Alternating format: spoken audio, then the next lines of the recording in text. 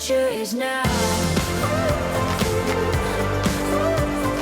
Hi, everyone. Cheryl Cran. It's 2024. It's a new year. It's a new day. It's a new life. New podcast called The Future is Human. I'm excited to share it with you. And you'll notice some updates to the website, nextmapping.com, around The Future is Human, The Future is Human keynotes, coaching, retreats, all sorts of things that we're doing in 2024 that I'm really excited about. In this first podcast for The Future is Human, what I want to do is sort of set the tone of what I'll be doing with these podcasts, still along the same theme of what I've done with the previous conversations. Previous episodes have been around AI, they've been around leadership and what we need to do to be more effective. And that theme will continue. But I really want to focus on what does it mean to be a human leader, dealing with human people working for us in a fast-paced, fast-changing, AI-enabled reality. And it's interesting, I had a call a week or so ago, it was before Christmas, with a client, a former client, and we stay in touch, and we were talking about leaders and the challenges today. And she had had something go on with her personally, something had happened in her personal life that affected her well-being and her husband's well-being. And it was a big human event. And she said, prior to this event, I was feeling like, lots of gas in the engine. I could get lots done. And she goes, and now because I have to be focused on my husband and on what's going on, she goes, I'm feeling like I don't have as much gas in the engine. I'm feeling like my mind is foggy thinking. I'm feeling, questioning whether I'm still on path. And I said to her, I want to reassure you that almost everyone that I'm coaching right now, and I'm coaching over 24 people on a monthly basis, are all saying the same thing. They're saying, life is happening. And in the past, maybe many of us would compartmentalize, or we would focus on, well, that's personal. I'm not going to bring it to my workplace. But many of you know and have probably noticed that, I would say even before COVID, there was a shift towards, hey, we're real people with real issues and real things going on in our lives. And how do we as leaders add compassion and add accepting people's human realities as part of our leadership abilities? As a leader, you used to be able to just show up and professionally expect people to do their work and not really know much about their personal lives. And I'm generalizing, there'll be exceptions to this, of course. But generally, the workplace was a professional environment where, you kept your personal life separate. You didn't bring your business to the workplace. Well, you've noticed, and I certainly have in all my research, and actually since I wrote my book on generations back in 2010, this shift was happening. And part of the reason for the shift, people want to say it's technology, and definitely technology has had an impact on how we communicate and the speed with which we do things and the ease with which we do things. But really what we've been seeing is a psychological social change happening in the minds and psyches of people. And really, starting with the millennials and then into the Gen Zs and still moving forward with the younger generations, where quality of life, let's call it the Instagram era, where it's like there's Instagram life, like what we post and what we want people to see. And then there's real life. But what's happened is there's more and more people aware of mental health, for example. You see more and more people posting their personal stories and their personal challenges. You see more normalizing of anxiety.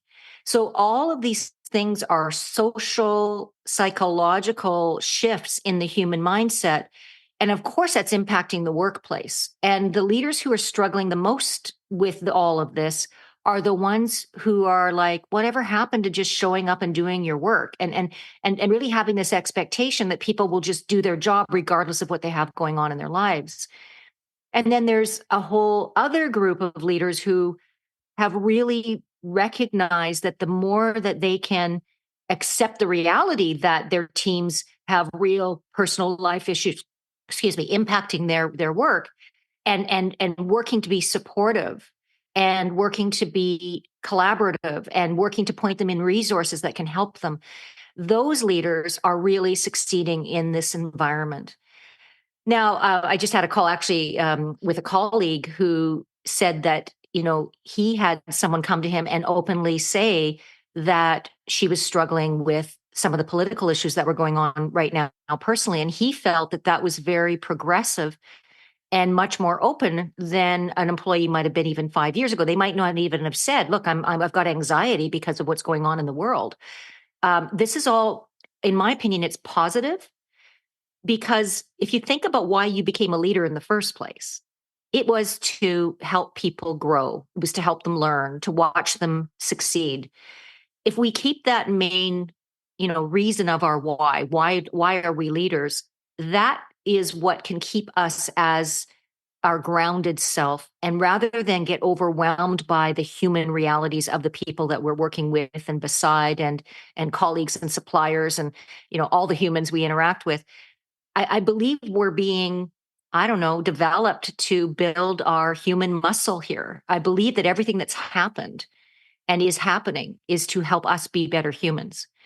In my book, Super Crucial Human, I talk about this, that, the leaders who can truly love what they do because of the why, but also, and I don't mean this esoterically, I mean it as in action, but love the people that they have on their teams, and love from a perspective of, I want to help you. Yes, I'm okay to hear your challenges, and let's ideate the solutions together. Now, I've had many leaders say to me, Cheryl, at what point are we overly compassionate? Or at what point is it, you know, we're babysitting them, or we're hand holding? And it's a valid question. And so what I'd like to remind us all, myself included, is that it's not about giving people a hall pass. It's not about letting people be victims. It's actually about being heart-centered, present, holding space for humanity and human expression while in the container of mutual accountability. So it's different than, I've been a leader since the 80s, right? So when I was a leader, it would be like I would go to a communication course and they'd say, well, just let them vent. And you'd do these exercises and they'd vent for 2 minutes. And then you'd paraphrase back. Like there were these formulas of how you communicated with your teams. Well, there really is no formula in what we're dealing with now. I would tell you the formula is self-development for leaders. In other words, the more that we develop ourselves, the more bandwidth we have to be present and to be with other people's pain and challenges. So there's a movement afoot here around self-development, self-realization, and the more we as leaders look at every challenge we're facing or the human realities that we're dealing with as opportunities to develop ourselves further, that's where I believe the gold is, and the success for all of us in the future. I've openly shared with people that I've had a challenging 2023. It's interesting. A lot of people talked about 2023 and the challenges, and many of them have been health. Many of them have been, loss of loved ones. Many of them have been business challenges, betrayal, abandonment. There's been a lot of things that people have dealt with.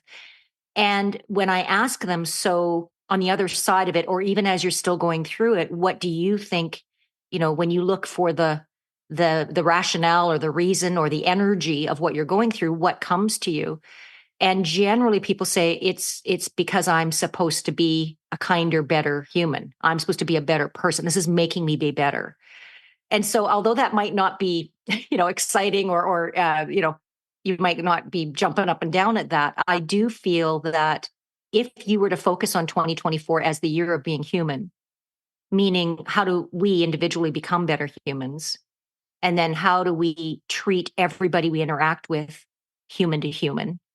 I believe that in 2024 is going to be a very abundant, transformative year. I think many of you know that we bought a store, our family bought a store in our community. And prior to that, like a lot of my work is I go out, I travel, I meet people, I connect with them. When I'm coaching, it's more intimate. But having a store in your own community, you're having these interactions with people, and people are telling you their life stories, and people are expecting to come into a place that's joyful and a haven and a place that they can have respite. And so it's been for me, it's made me a better human because it's in my community. It's not just talking about this to audiences and to clients. I'm being asked to live it.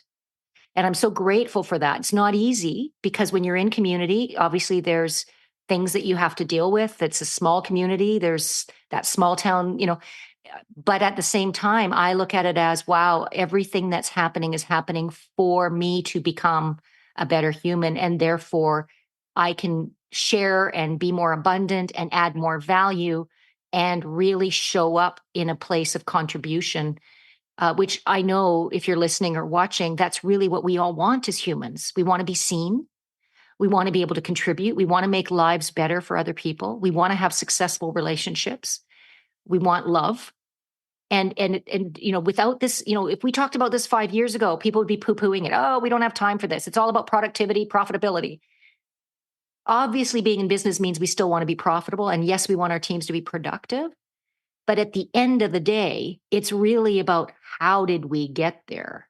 Did we do that in a way that was connection and collaboration and development and honoring the human condition?